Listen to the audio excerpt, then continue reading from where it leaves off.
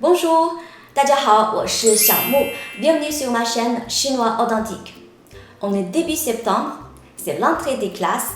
Je me suis dit pourquoi pas faire une vidéo dans laquelle je parle un peu du système éducatif chinois. Avant de commencer, je voudrais vous inviter à vous abonner pour ne pas louper mes prochaines vidéos sur l'apprentissage du chinois et la culture chinoise.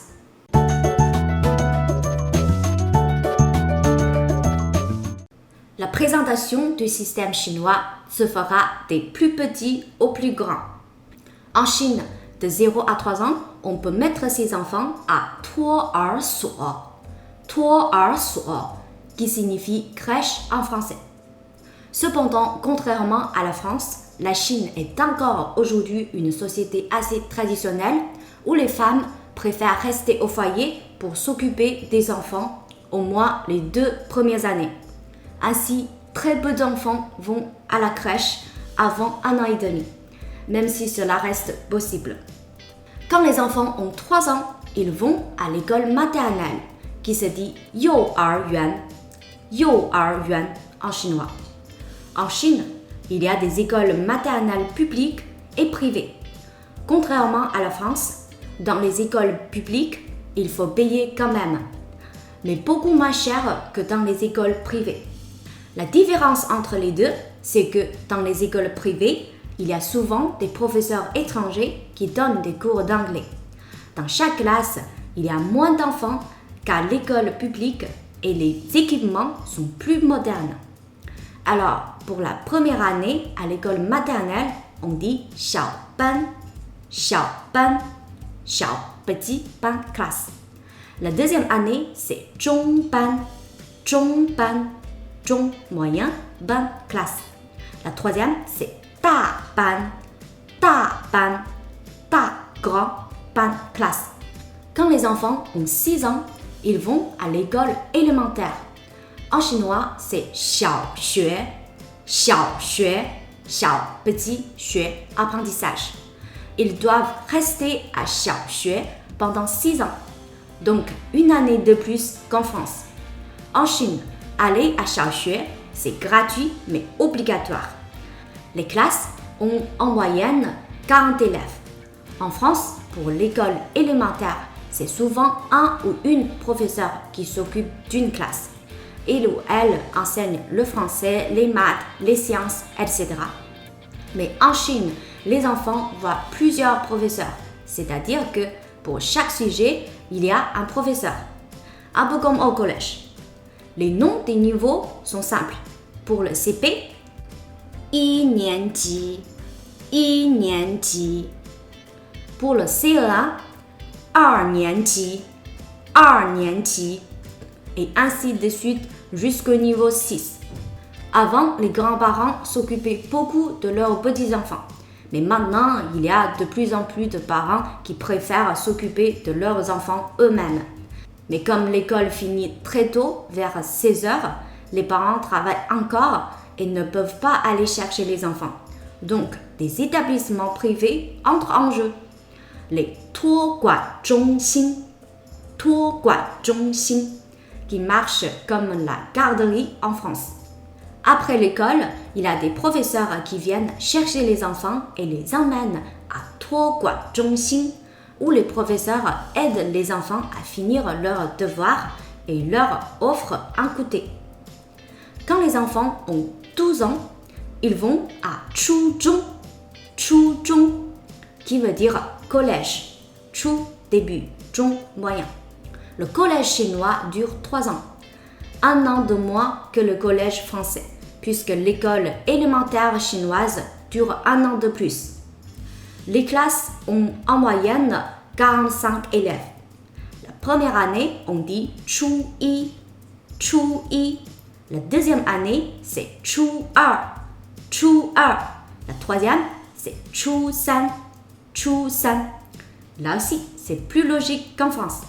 Pour les études au collège, c'est aussi gratuit et obligatoire. Comme en France, il y a des cours de langue, de maths, d'histoire, de physique, chimie, d'anglais, de musique et de sport. À la fin du collège, il y a le brevet chinois, 中考.中考，中 collège, 考 examen.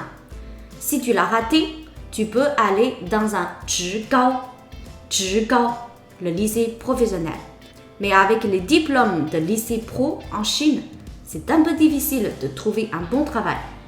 Si au contraire, tu as réussi le brevet, meilleur est ton résultat, meilleur sera le lycée où tu pourras aller. Le lycée en Chine dure 3 ans. Lycée en chinois, c'est 高中, 高中, 高 supérieur, 中 moyen. Pour la première année, on l'appelle 高一, 高一. Ensuite, c'est 高二, 高二, 高三, 高三. Les classes ont en moyenne 55 élèves. Par rapport aux études au collège, celles au lycée sont beaucoup plus dures. Généralement, on doit finir tous les cours les 2 premières années et la 3e, on fait plein d'exercices pour s'entraîner au bac, qui se dit 高考, 高考 en chinois.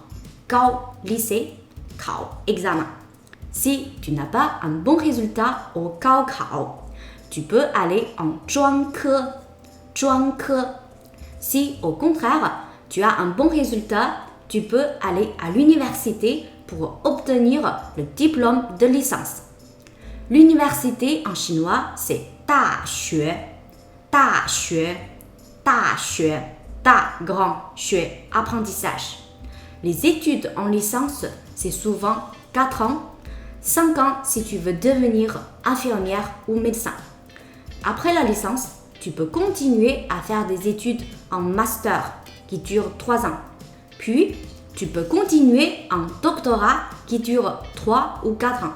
Si tu souhaites faire un master ou un doctorat en Chine, pour revenir travailler en France, j'ai des informations très importantes pour toi. En fait, le diplôme de master chinois n'est pas toujours reconnu en France. Cela dépend de l'université que tu as choisie. Le diplôme de doctorat est normalement reconnu. Dans tous les cas, que ce soit pour un master ou un doctorat, avant d'aller faire des études en Chine, il faut absolument vérifier si ton diplôme sera reconnu en France.